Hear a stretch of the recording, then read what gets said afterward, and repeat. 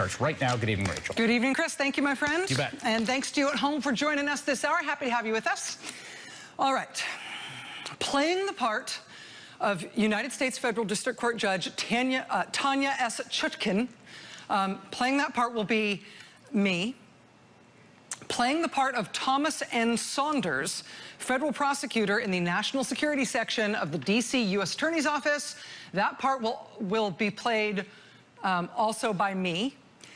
And playing the part of Robert Driscoll, who represents accused Russian secret agent Maria Butina as her defense attorney. That part will also be played by me. And I know that sounds cheap. It's a delicate balance here, though. I mean, what we're saving on the salaries of actors with speaking roles, we're making up for in terrible acting by me. So what's going on here is that accused Russian secret agent Maria Butina has been in jail now for a week and a half. She was arrested last weekend, right before the Trump-Putin summit in Helsinki.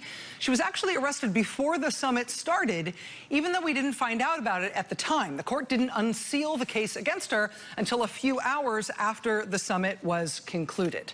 Now, the coincidence of those two events is potentially interesting because she's accused of being an agent of the Russian Federation, right? Secretly mounting an influence operation in this country on behalf of the Russian government to influence the Republican Party around the 2016 presidential election, right? Since they unsealed her case right after the summit ended, we have learned a lot of interesting stuff about what exactly the government is accusing her of. And it's all fascinating, right? I think we are hardwired as humans to think that secret agent stuff is just inherently fascinating. Otherwise, there wouldn't be, you know, books with shiny covers for sale in airport bookstores, right? We love this stuff. But in terms of the news, in terms of the country, in terms of this presidency, in terms of the big scandal that has followed the president home from that summit with Putin in Helsinki last week, there does remain one really big, as yet unanswered question about the Maria Butina case. Does her case stand alone? Or does it link into the larger Russia scandal, the other prosecutions, the Russian government's effort to swing the election? Does it link in to the crucial question of whether the president and his campaign were somehow in on that Russian operation to influence the election? So, today, court hearing for Maria Butina.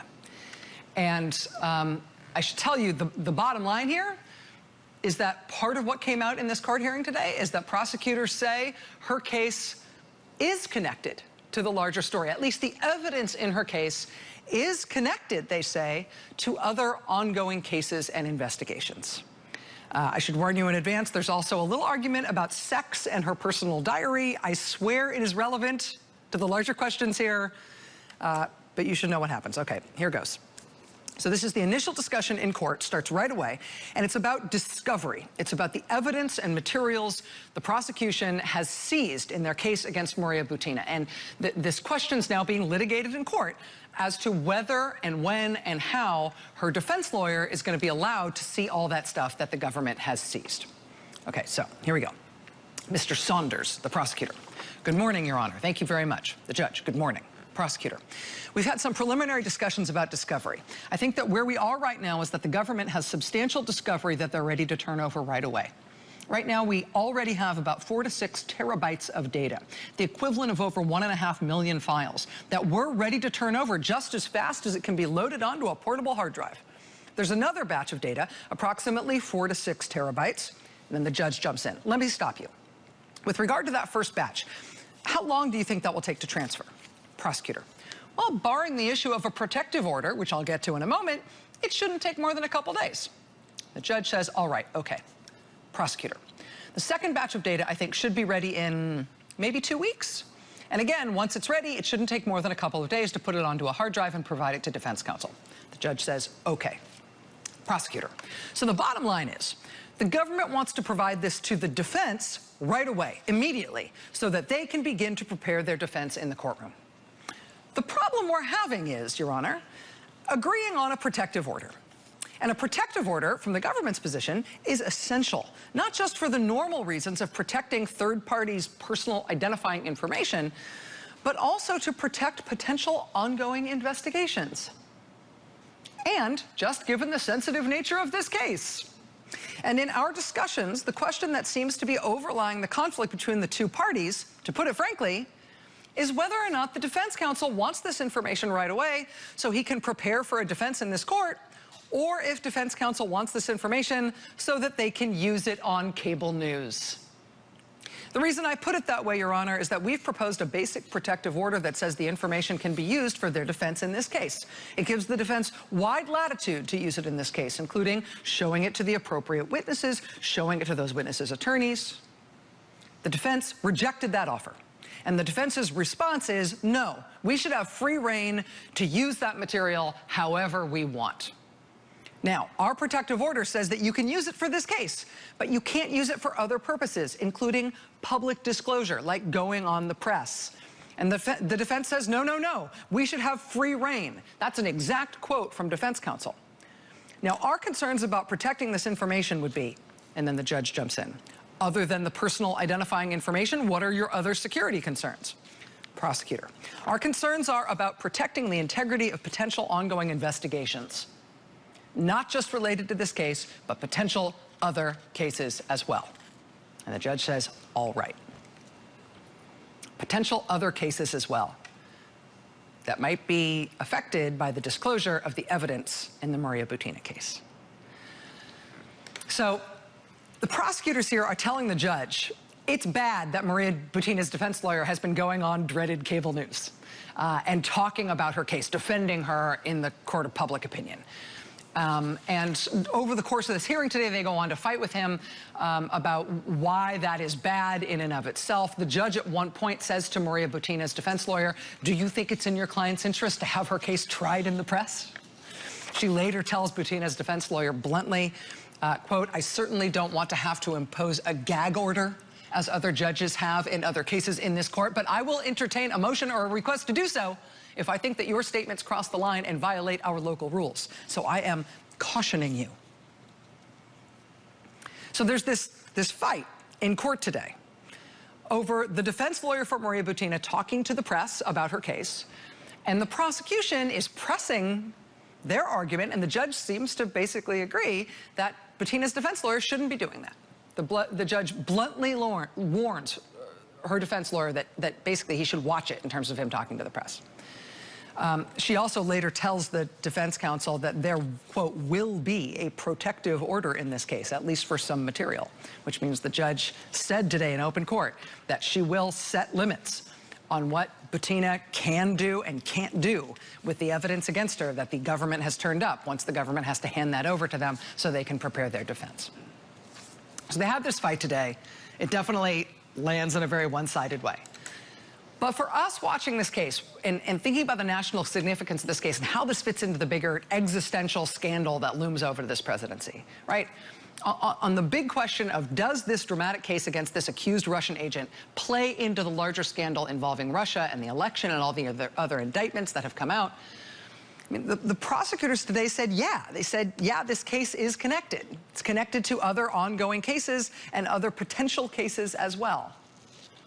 And they're saying that's related to why we need to stop her attorney from putting the evidence against her out in the press. That stuff is sensitive. It relates to ongoing cases and potentially other cases as well.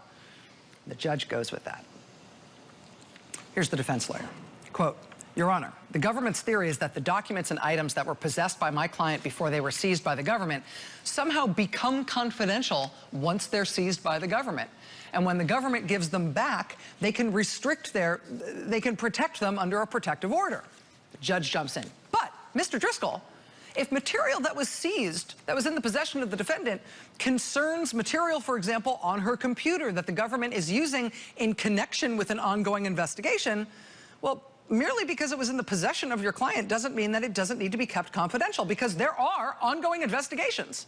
The fact that it was in your client's possession doesn't give it some kind of talismanic protection. And so I'm not clearly understanding your position, defense lawyer. I mean, it's my position that it's the government's burden to say what needs to be protected and why. For example, my client's diary, my client's notes, All those kinds of things are just simply documents of my client's immigration papers, all those things, simply because they came into the possession of the government, she doesn't lose her First Amendment rights or her ability to do with those documents what she wants. The judge, well, this is a pending criminal case. I'm sort of curious as to what you would be planning to do with her immigration documents or her diary in advance of the trial. Defense lawyer, well, I mean, they might be evidence at the trial, but there might be other purposes for which they would be used. There are ongoing congressional investigations, for example, that we've been dealing with. A lot of these same documents have already been produced to the Senate Intelligence Committee.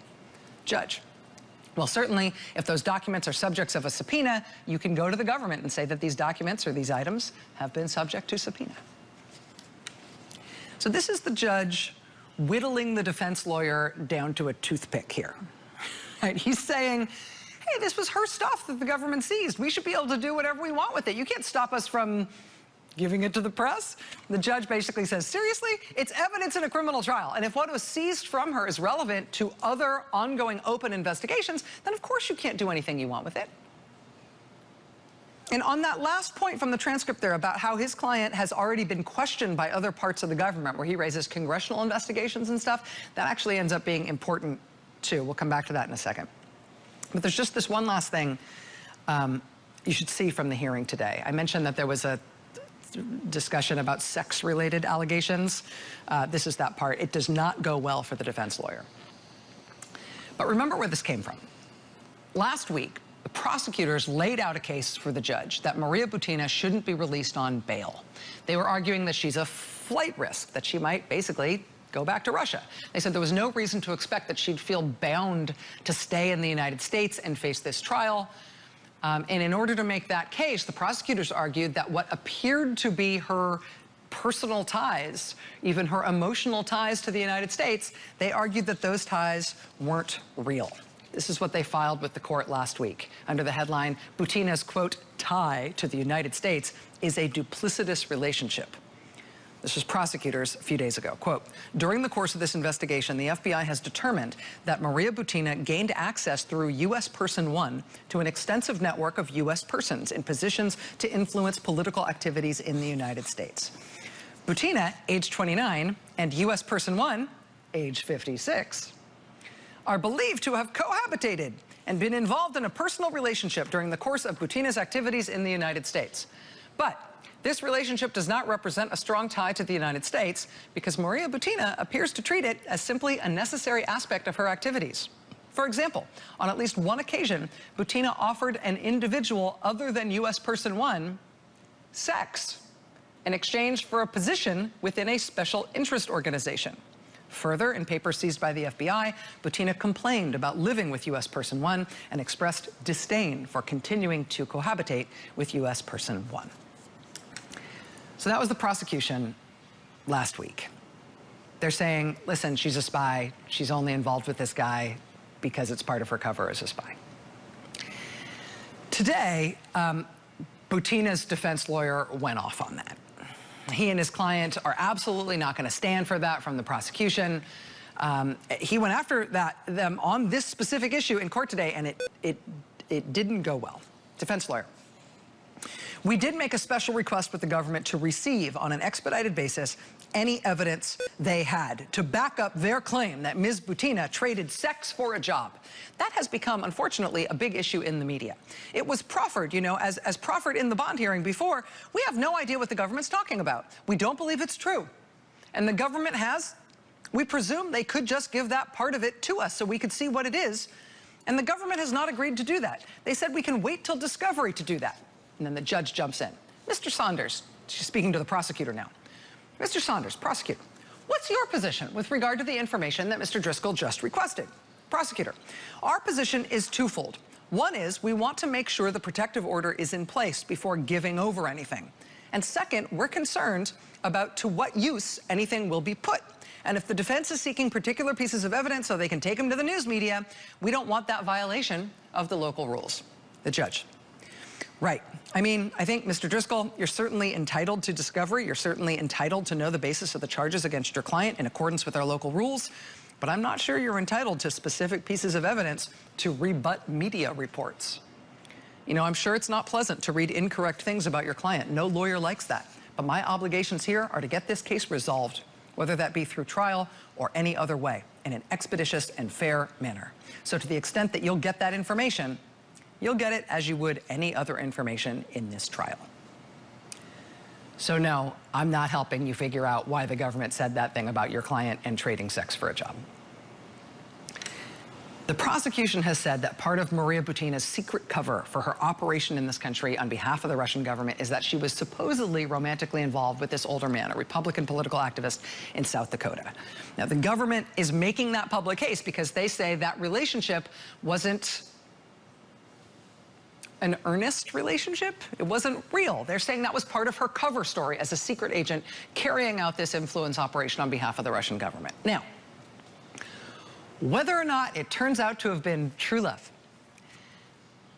this ends up being sort of a key element in how the Maria Butina secret agent case relates to the rest of the Russia scandal and potentially to the president's campaign. I mean, there's a few of these connections. Actually, this is one of them. One of the links that's already established is that prosecutors say Maria Butina was funded for this U.S. operation by a Russian billionaire. The Washington Post has since named that Russian billionaire. They have also reported that that Russian billionaire's son worked on the Trump campaign.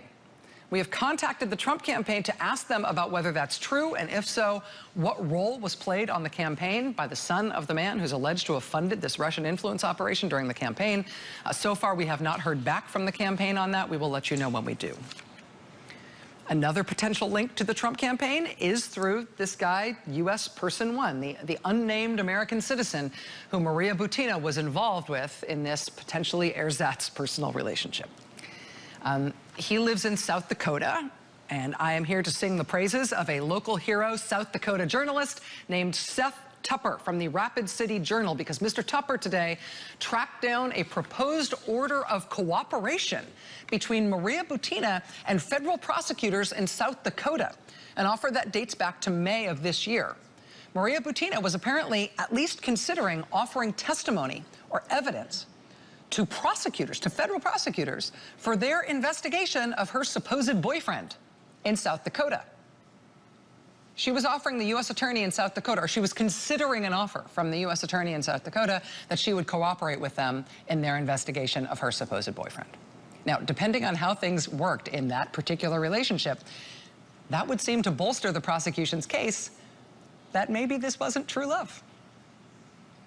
Right? If she was talking to prosecutors about what evidence she might be able to give them against her guy. Well, her guy, this American man, has not been charged with anything, as far as we know, but he is described in court filings as basically a co-conspirator, helping her with her efforts to influence the Republican Party, in large part through the NRA. It is, I just have to say, just stepping back from this for a second, it is remarkable that the NRA has had no comment on this case at all. No comment on this indictment since it was first unsealed. I mean, this is federal prosecutors, including veteran counter-espionage prosecutors, now saying in court and offering evidence in court that the NRA was used extensively by the Russian government in an illegal intelligence operation. Really? No comment on that at all, NRA? None at all? For more than a week now? In January, McClatchy reported that the FBI was investigating whether the Russian government funneled money through the NRA to help Trump win the election. And that might have seemed nuts at the time when McClatchy published that report. But you know what? That was before we got this indictment about how else Russia was using the NRA to try to influence the election. That was before Butina's defense lawyer said in court that Maria Butina was contacted by the FEC in March about, quote, whether or not certain donations had been made to political campaigns. That was before the Washington Post reported today that Maria Butina testified to the Senate Intelligence Committee that one of her sources of funding in the United States in 2016 was a $5,000 a month consulting deal she had with the Outdoor Channel television network to provide advice on a planned program on hunting in Russia. How did she get hooked up with the Outdoor Channel? Quote, the Outdoor Channel's chief executive, Jim Libator, accompanied an NRA delegation that was hosted by Maria Butina in Moscow in December 2015. And indeed, red arrow, there's the guy from the Outdoor Channel and a whole bunch of officials from the NRA in Moscow in December 2015 with accused Russian agent Maria Butina. December 2015, that's exactly the same time that Trump National Security Advisor Mike Flynn was also in Moscow, sitting next to Vladimir Putin at a banquet dinner for Russian state TV. It's the same time period, December 2015, right before the Republican presidential primary started. What was the NRA all doing in Moscow right before then? What was Mike Flynn doing in Moscow before then? The Outdoor Channel would not confirm to the Washington Post today that they did have this accused Russian agent on their payroll for $5,000 a month in 2016. But we actually were able to reach them late in the day today, and they did confirm to us that, yes, they did. They had her on the payroll, $5,000 a month. Now, there's no reason to think that the Outdoor Channel knew at the time that the person they had put on their payroll was a secret agent who is now accused of running a Russian government influence operation to influence our election. There's no indication that they knew that's what they were doing at the time, but that is what they did. And so, last point here. Were these gun rights folks potentially a conduit for Russian money alongside other forms of Russian government influence on our 2016 campaign? I mean, McClatchy was on that story first. Honestly, they took tons of heat for that story, and they stood by it throughout. But now, I mean, I don't think they'd take heat for that story today, right? Now it is a much more open question. It would be really, really good to find that out. The NRA, according to federal prosecutors, was a conduit for a secret Russian government influence operation designed to hit the campaign. Were they the conduit for another kind of influence from Russia, too? McClatchy reports that the FBI has been looking into Russian money flowing through the NRA to benefit Trump. Did that happen? On the day we learned that Maria Butina was arrested, on the day her arrest warrant, the criminal complaint against her, the FBI affidavit against her, the day that was all unsealed, on the day of the Trump-Putin summit in Helsinki, the Trump administration that day unveiled a new rule. They announced they would be dropping the requirement, which has existed for nearly 50 years in this country. They would be dropping the requirement that organizations like the NRA have to disclose their major donors to the IRS. On the day the Maria Butina case was unsealed, they dropped that requirement. Seriously. Why that new rule? And why that day?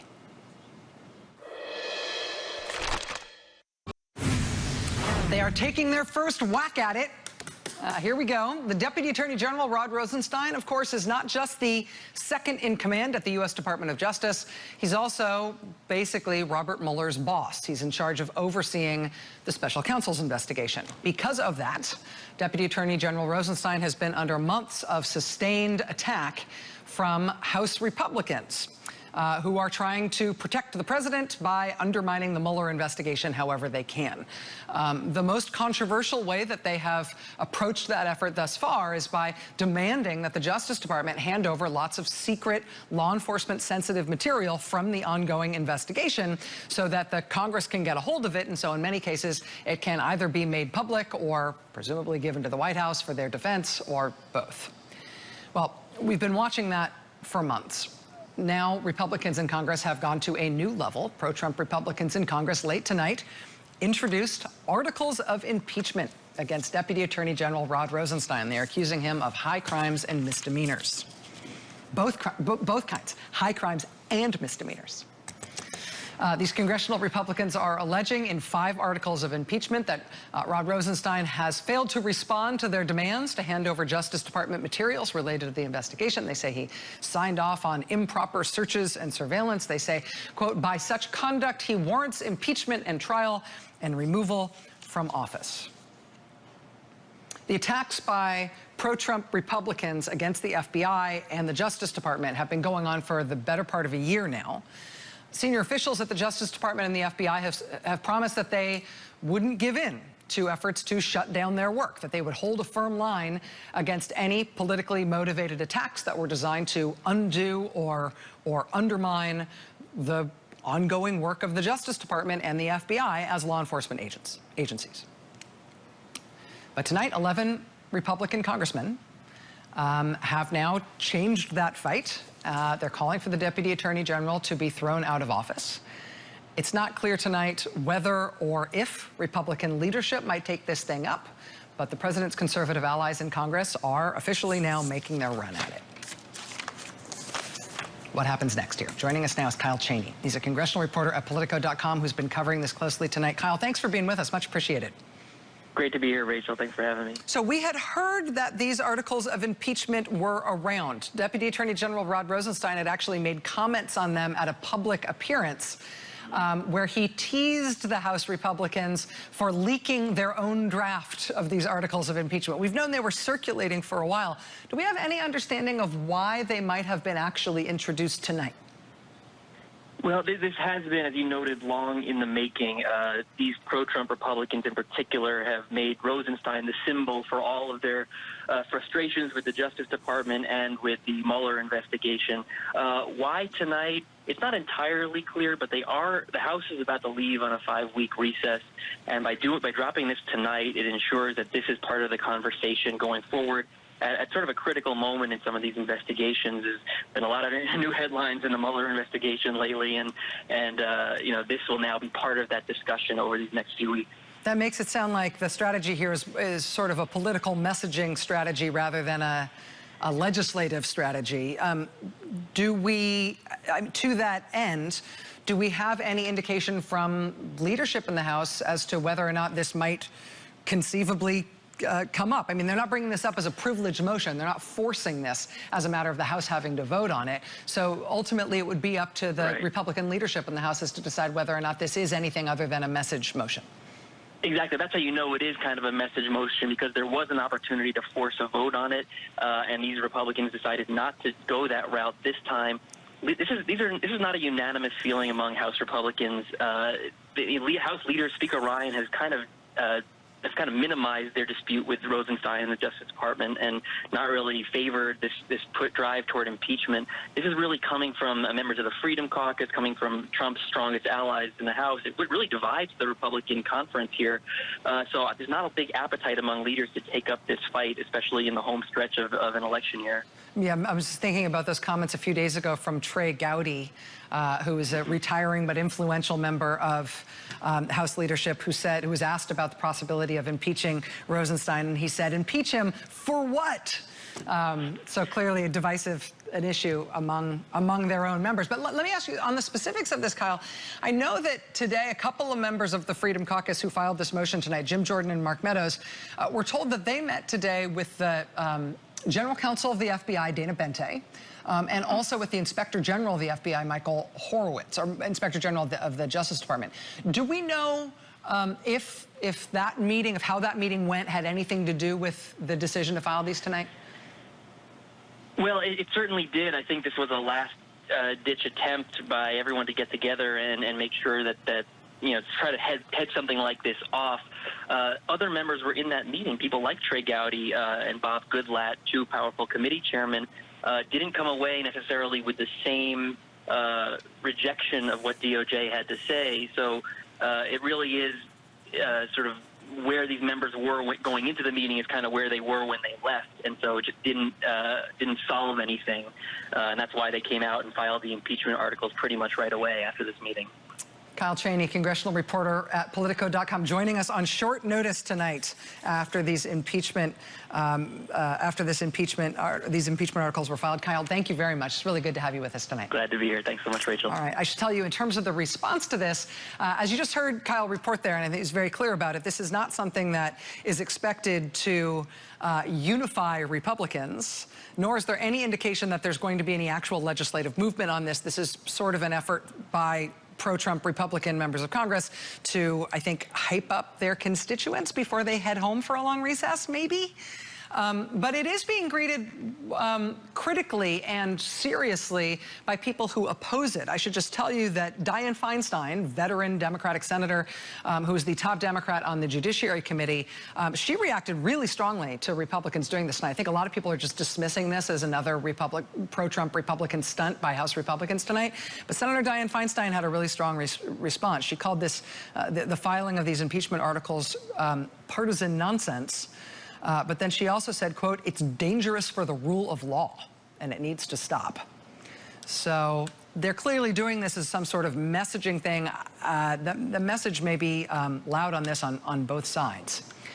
We shall see. Much more to come tonight. Stay with us. If you have moderate to severe plaque psoriasis, little things can be a big deal. That's why there's Otezla. Otezla is not an injection or a cream. It's a pill that treats psoriasis differently. With Otezla, 75% clear skin is achievable after just 4 months, with reduced redness, thickness, and scaliness of plaques. And the Otezla prescribing information has no requirement for routine lab monitoring. Don't use if you're allergic to Otezla. Otezla may cause severe diarrhea, nausea, or vomiting. Tell your doctor if these occur. Otezla is associated with an increased risk of depression. Tell your doctor if you have a history of depression or suicidal thoughts, or if these feelings develop. Some people taking Otezla reported weight loss. Your doctor should monitor your weight and may stop treatment. Other side effects include upper respiratory tract infection and headache. Tell your doctor about all the medicines you take and if you're pregnant or planning to be. Otezla, show more of you. I never thought I'd say this, but I found bladder leak underwear that's actually pretty. Always Discreet Boutique. Hidden inside is a super absorbent core that quickly turns liquid to gel, so I feel protected and pretty. Always Discreet Boutique. In an era of online retail where everything is just a few clicks away, buying a car should be no different. That's why at Carvana, you can buy a car 100% online. We made it easy to browse, view, and buy from over 10,000 cars. You can even trade in your old car, all while binge watching your favorite TV show. Afterwards, we'll deliver your car to you, or you can pick it up from one of our car vending machines. Either way, your car comes with a 7-day return policy. So grab a seat, relax in your comfy pants, and enjoy the new way to buy a car at Carvana. Here's a trip tip. When you search hotels on TripAdvisor, enter your destination and the dates of your stay. TripAdvisor searches over 200 booking sites to find the best deal on the right hotel for you. TripAdvisor. I was like, man, this person really smells. And, you know, I'm like scooting away farther and farther. The smell kept following me. And then I realized, oh, God, that's me. And the reason why this person was making weird faces at me is because I had bad breath. It was gross. Bad breath is sulfur gas. Smart Mouth eliminates and blocks smelly sulfur gas for 24 hours. That's because Smart Mouth actually works. Smart Mouth. Never have bad breath. Guaranteed. I'm all about my bed. This mattress is dangerously comfortable.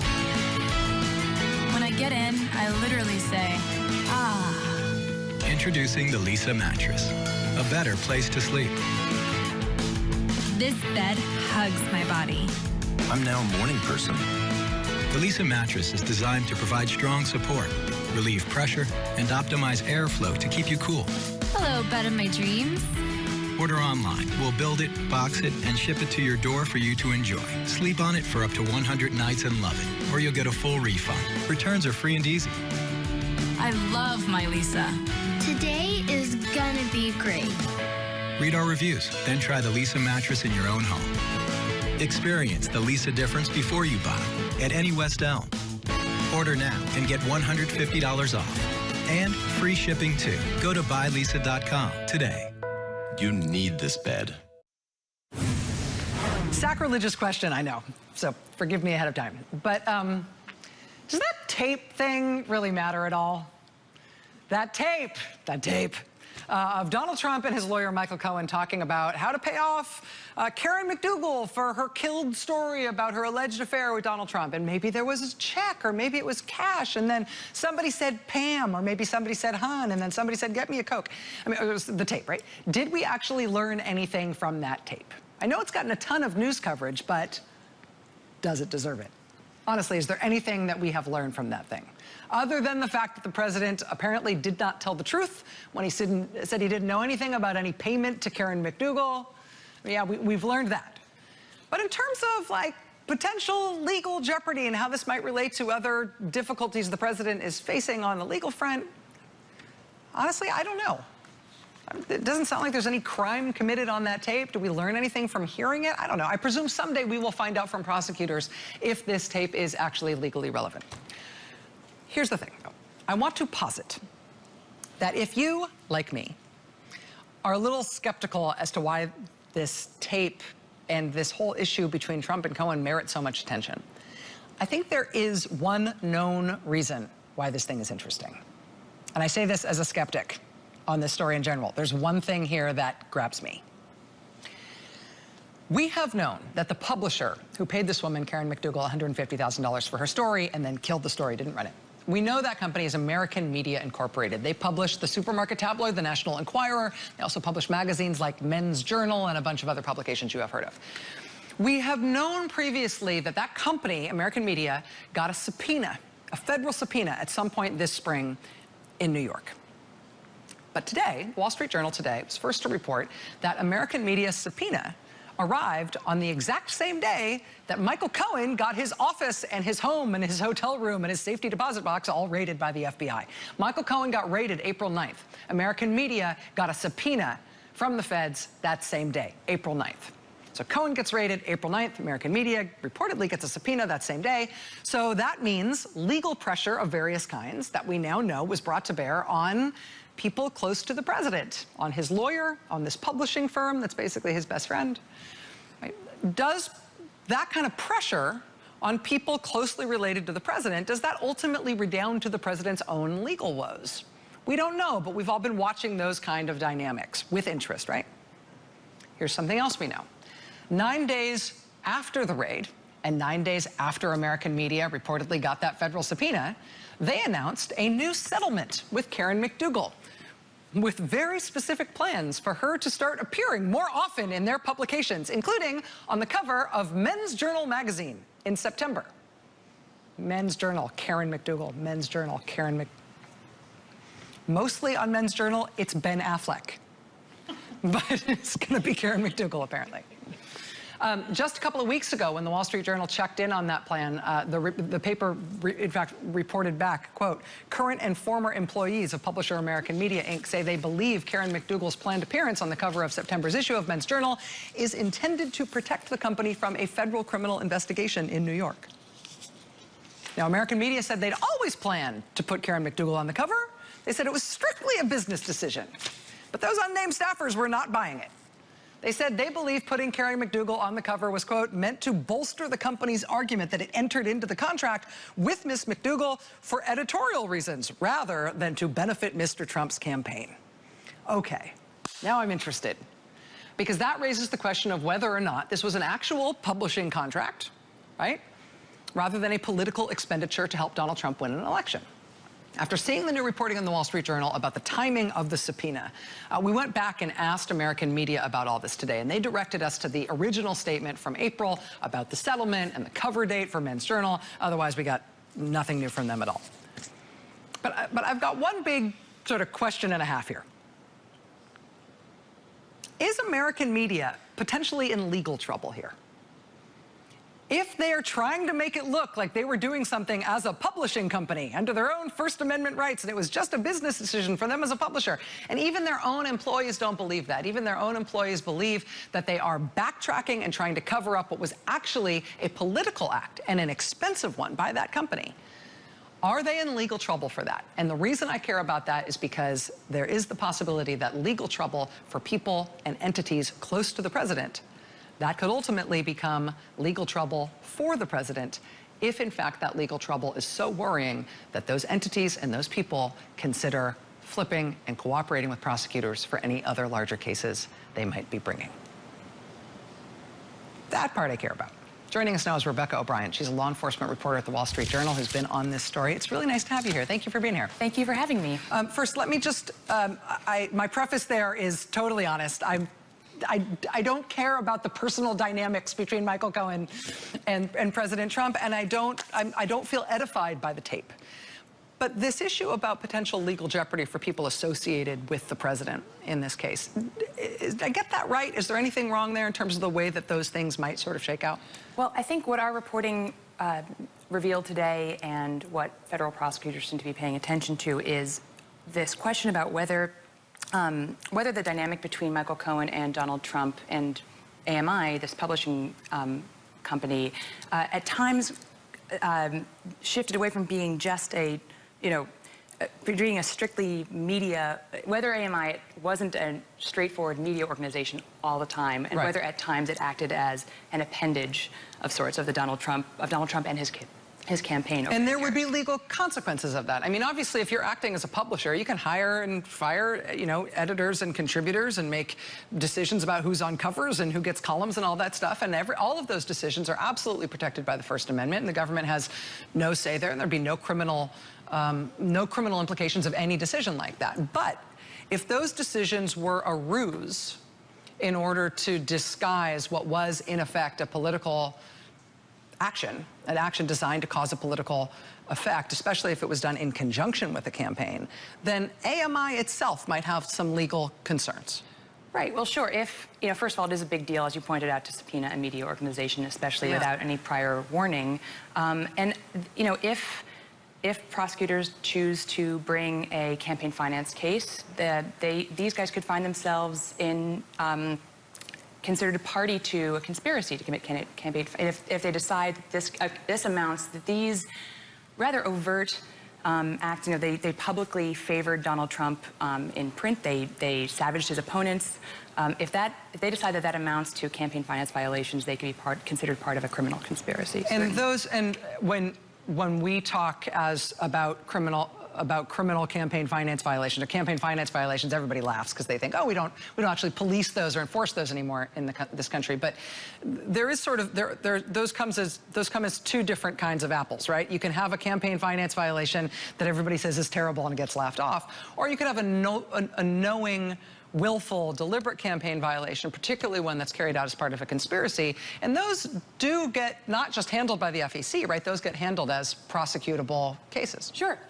Yeah. Absolutely. Theoretically, at least. Theoretically, at least. In terms of AMI's own legal jeopardy, is there any sign in terms of your reporting that they're behaving significantly differently since they received the subpoena, or that they're concerned? Well, I think that actually the timing of the subpoena, as you pointed out, is really important. The fact that it was served the same day, the same morning as the raid on Michael Cohen suggests something about that relationship between the president's lawyer and this organization. I think that, as you pointed out, our reporters have previously dug into some of the Men's Health cover, the Men's Journal cover for September, and what Karen McDougal's doing on that cover. Yeah. They sort of seem to have, I guess what will end up being of interest is what they've produced for prosecutors. I can't say much more than that. Yeah. Well, with the subpoena, you don't have a choice. Yeah. It may just turn out this is all about her amazing abs. You never know. Secrets. Exactly. Only I knew. Rebecca O'Brien is a law enforcement reporter at the Wall Street Journal. It's really good to have you here. Thank you for coming so much. All right, we'll be right back. Stay with us. We have a bunch of questions. Have we ever seen anything like that before in American governance? Did this thing actually end? Is it still going on? Am I asking the right questions here? That's the heart of the matter, right? Should those dots be connected? Do I have that right? And am I right to see it that way? How are we supposed to know? What do you make of that decision? Is that accurate? What does that sound like to you? Is that weird? What does that mean? Sounds a little nuts, right? Is it fair to say? What's going on with that? Why is this happening? Why is that? Why is that? Why is that? Lots more to get to tonight. Stay with us. Crab Fest is back at Red Lobster. Discover our largest variety of crab and crab dishes all year, like new Crab Fest Combo. Your one chance to have new jumbo snow crab with tender Dungeness crab. Or try Crab Lover's Dream, sweet, juicy king crab and jumbo snow crab cozied up with crab linguine Alfredo. Even our shrimp is crab-topped, so hurry in and get your Butter Dunkin' game on, because Crab Fest will be gone in a snap. And now bring home the seafood you crave with Red Lobster to go. Call or order online today. Let's face it, everyone would love a smartphone these days, but not everyone wants unlimited everything or a large data plan with a big monthly bill. For people who just need GPS, a good camera, and a few apps, there's TracFone, the original no-contract wireless provider. Smartphone plans start as low as $15. There's no contract, and you get unlimited carryover, so you keep all the minutes, text, and data that you paid for. Right now, TracFone has phones from top brands like Samsung and LG at very affordable prices. They have large touchscreens, take great photos, and give you access to thousands of apps. Everything you need. Look, TracFone has nationwide coverage on America's largest and most dependable 4G LTE networks. There's no activation or cancellation fees, and you can even keep your number. Talk about a win-win-win. TracFone is available at retailers nationwide. Visit TracFone.com for more information and special offers. Ahoy! Gotcha! Quick, the quicker picker-upper. Bounty picks up messes quicker and is 2 times more absorbent. Bounty, the quicker picker-upper. We'd heard of Angie's List, but we didn't really know what it did. I know they've got reviews for home pros, but so do a lot of websites. I didn't want to pay to join. Then I found out it's free. Wait, it's free? Free to check ratings, read reviews. And Angie's List reviews are written by real customers. So I know the pros have done quality work. And now they'll even match my project with a few qualified pros for the job. And it's all free. To get the most reviews from real customers, all for free, go to angieslist.com today. Nick was born to move. 3 toddlers won't stop him, and neither will lower back pain. Because at a Dr. Scholl's kiosk, he got a recommendation for our custom-fit orthotic to relieve his foot, knee, or lower back pain from being on his feet. Dr. Scholl's, born to move. Hey, following up on our report last night on the White House transcript and video from last week's Helsinki press conference, that transcript and video not including the statement from Vladimir Putin that he wanted Trump to win the election. Following up on that report from us last night, I can tell you now that unnamed White House officials are now admitting that, yes, the White House transcript of that press conference is wrong, but they are still not correcting it.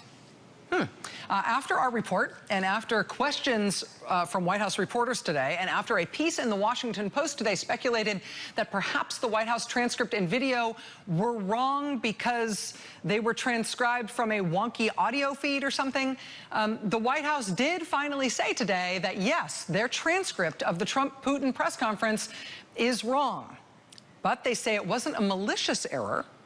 And then the White House told the Associated Press that, quote, the transcript has been updated for presidential records. They also told NBC's Peter Alexander tonight that, quote, an updated version was sent to the archivist. Now, nobody seems to know what exactly that means, but I'm here to tell you in no uncertain terms, the White House still has an official transcript of Trump and Putin's press conference posted online right now at the White House website, and it still omits Vladimir Putin saying that he wanted Trump to win. And I can also tell you that the White House still has a video posted tonight that omits the same thing. So I guess the update is the White House wants to get away with this in the sense that they're sticking with their false record of what happened with Vladimir Putin, but they don't want to be blamed for it while they do it. They don't want anybody to see it as a bad thing, even as they keep doing it. So judge for yourself. Actually, I'm gonna go to break right here. We've got one more segment coming up. I'm gonna go to break right here. But as we go to break, I just want you to watch this one more time and check out the White House transcript alongside it. You judge for yourself. President Putin, did you want President Trump to win the election, and did you direct any of your officials to help him do that? Да, я хотел, чтобы он выиграл. Yes, I did. Yes, I did. Because he talked about bringing the U.S.-Russia relationship back to normal. And we welcome back Gary, who's already won 3 cars, 2 motorcycles, a boat, and an RV. I would not want to pay that insurance bill. Oh, I have Progressive, so I just bundled everything with my home insurance. I'm saving a ton of money. We love you, Gary! You don't have to buzz in. It's not a question, Gary. On March 1st, 1810. Frederick Chopin. Collapsing in 226. The Colossus of Rhodes. Louise Dustman. Brahms' Lullaby or Friegenlied.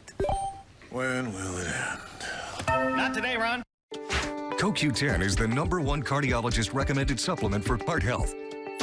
Cunol, with 3 times better absorption than regular CoQ10, has the #1 cardiologist recommended form of CoQ10. Cunol, the better CoQ10. My mom's pain from moderate to severe rheumatoid arthritis was intense. I wondered if she could do the stuff she does for us, which is kinda a lot. And if that pain